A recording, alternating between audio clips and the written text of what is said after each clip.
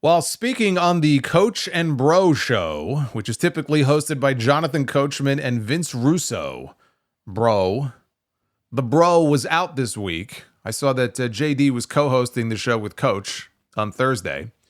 But Coachman mentioned how people started talking when that picture was floating around last year of Shane McMahon and Tony Khan meeting at the airport in Arlington. They had rumors about Shane possibly joining AEW, and then all of that talk all of a sudden stopped.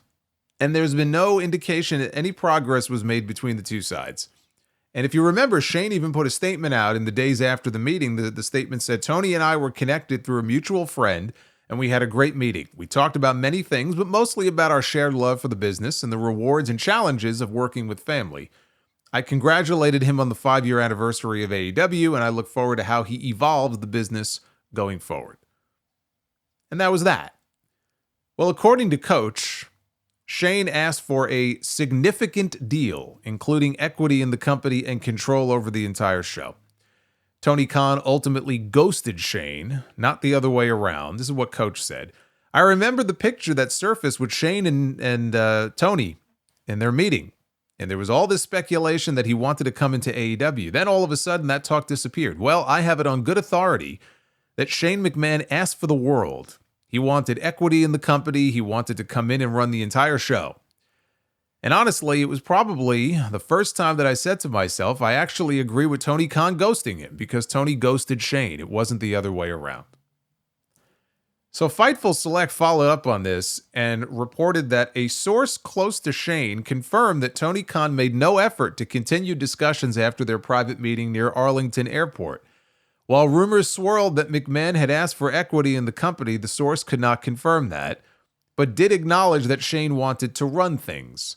It seemed like Khan almost thought Shane was joking when he mentioned the possibility of running everything, the source said. Despite AEW's lack of response, Shane apparently didn't take it personally and understood that nothing was going to come from the talks.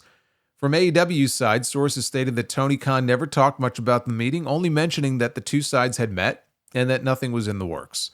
Those we've spoken to in AEW say that Tony hadn't spoken about it extensively outside of noting that the two met and are not working together. The source close to McMahon that we talked to claimed that they would not rule out a cameo appearance, but did not think that they would extensively do business together at this stage.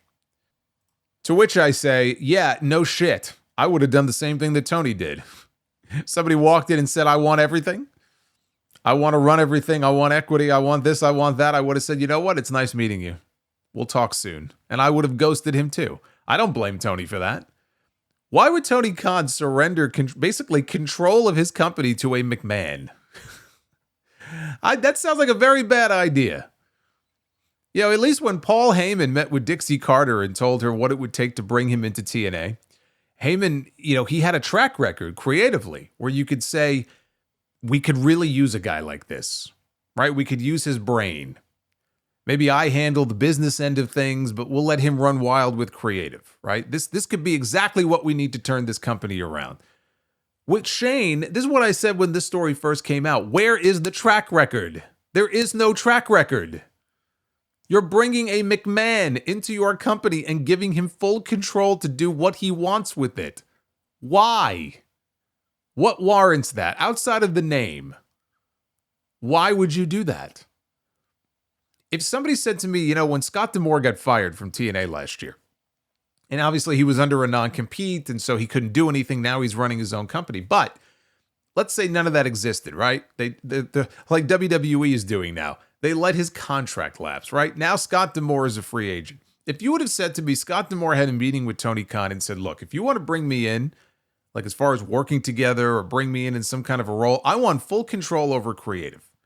I want you to let me, you let me run this the way that I want to run this. I don't want meddling or anything like that. I don't want to be co-writer with anybody. Even then, I can understand Tony being hesitant, but at least with Scott D'Amore, like, okay, you could point to his record and say, it's a great record or it's a spotty record. He has success doing this or maybe, not doing that. You have a record to draw from, and frankly, I think Scott D'Amore would have actually brought a lot to the table in that company. With Shane McMahon, you don't have that. People were so in love with the idea, oh my God, Shane, he's like the one McMahon that I like. Yeah, or he's like the one McMahon that didn't get on my nerves or was overexposed, right? Let's bring in Shane. Shane seems like a nice guy. He's got a good head on his shoulders. We heard stories about him helping out behind the scenes. I'm sure he could do this stuff. Yeah, let's just give Shane control of the show. That would be fucking dumb. Bringing a McMahon into your company and giving him full control to do what he wants with it. I don't blame Tony for being reluctant to do that. And I was reminded, as I was talking about like Paul Heyman and the stuff from all those years ago, I want to say it was 2010, 2011. I don't remember what year that would have been. Maybe 09. Maybe it was like 09, 2010. It was probably before Hogan came in, but that was a real thing that happened. But I was reminded that Billy Corgan, he did an interview on Kurt Angle's podcast back in 2023. So I went to go find the exact quote. This is what he said about that whole situation, because I think he had equity in the company. This is before he had his whole big falling out with Dixie. And this is what he said about that whole situation. Because he tried to convince her, give it to him. Whatever Heyman wants, give it to him. He said, I'm sitting at a table, and she says, if you were me, would you hire Paul Heyman? And I said, give him whatever he wants. She told me what he wanted. It was a big pile of money, and he wanted absolute total control. He gave one interview Heyman did where he later said, after the whole thing didn't happen, and he was back with WWE, he said what he would have done. And he said that he would have cleaned everybody out, every veteran out, except for one, that being Kurt Angle. He would have kept Kurt, he would have gone younger, and he would have went more MMA shooter style. He says it was very interesting. I said, please, give him whatever he wants. Well, he wants this and he wants that. He wants total control of my company. And I said, please, give it to him. Number one, your ratings will double overnight. Number two, you'll get all the smart marks off your back instantly. Number three, they'll hail you as a genius for bringing in Heyman. Number four, the company will be on fire within 6 months. I guarantee it. Just do it. And she said, well, what about giving up control? I said, I don't care. Just give it to him. I begged her. Imagine what that company would have been with that roster or whoever he would have brought in. It would have been hot fire. I think she was very reluctant to give up control. He says this, but also in the interview, he then admits, he concedes that as somebody who now runs the NWA, he would have to think long and hard if he was faced with a similar proposition. And that's really the key, right? Unless you're in that position, it's easy to sit here and say, oh my God, just give, of course, Paul Heyman, creative genius, right? Just give it all to him. Whatever he wants, just give it to him. Give him a blank check and give him a contract and that's it. Let him have at it. But if you're Dixie Carter, or if you're Tony Khan, or if you're Billy Corgan and you're running the show, it's your baby, it's your company, right? You're the head honcho, right? You control everything. It's a lot easier for somebody on the outside to say, give all that up, but not if you are that person in that position at that moment. The idea that I'm going to give all of this up? Why? This is my company. And if you think you're doing a good job, you're certainly not going to want to give it up. I can remember that period, though. TNA definitely could have used somebody like Heyman. It's one of those what if things. How would things have turned out? Who the hell knows? I think it would have been a big help to them.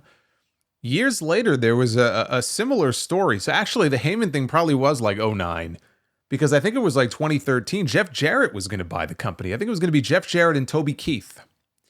And they had plans to buy the company away from Dixie. And it all came down to Bob Carter, Dixie's father, I guess the head guy at Panda Energy, insisted that his daughter would maintain either a role or even just like an executive title, that she would still have that, I guess, to save face.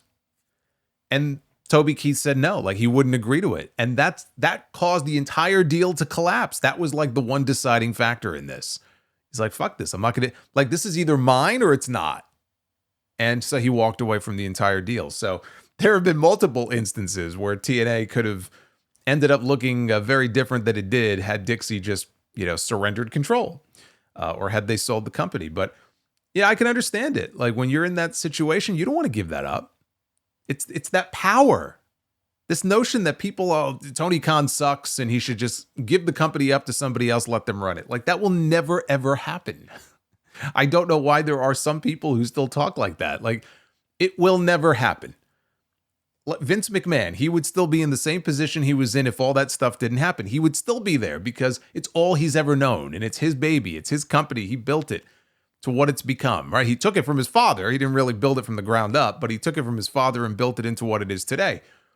And so Dixie, I'm sure, had some of that, and Tony Khan feels that way too. He built this from the ground up. He bankrolled it. He's still bankrolling it. This is his company. Why would he give that up?